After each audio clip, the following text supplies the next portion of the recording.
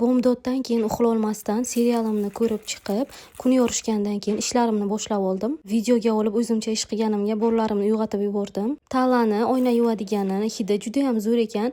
Olmani hidi qayerdan kelyapti deb uyg'ondi katta o'g'lim. Bu kichkina ischala baribir 2 kundan keyin yana paydo bo'lib qoladi. Shu bilan obed uchun ovqatlarimni pishirishni boshladim. 2-3 xil ovqat qilaman. Bittasi o'zimga, bittasi bolalarimga dietechniy.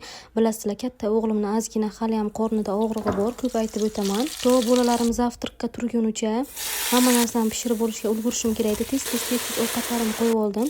Orada xolodilnigimda kefir, qaymoq, shunga o'xshagan narsalar ko'payib ketgan ekan. Bularni hammasidan bitta katta pirog qildim. Ustini xuddi atirgulga o'xshab chiroyli qilib bezayman dedim olma bilan.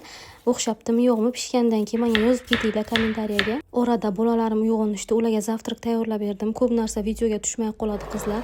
Olishga ulgurmay qolaman, chunki ikkita bola bilan bittasi yig'laydi, bittasi unaqa deydi, suv ichaman deydi, har narsani olib bo'lmaydi. Shu bilan obeddagi videolarim ovqat suzganim. Talani pastda yuvadigan geli, buni har doim ham ishlataman. Oldingi videolarimda ham ko'p bor va menda anchadan beri qotib qolgan qozonimning ichidagi yog'lar va skоворodkamni dog'lari bor edi. Shuni azletini ishlatib ko'rdim birinchi marta. Talani azletini hech qachon sotib olmaganman hayotimda, lekin nimasi menga yoqdi, umuman hidi yo'q ekan va perchatkasiz ishlatsangiz ham qo'lingizni umuman kuydirmas ekan va oppoq qilib berar ekan.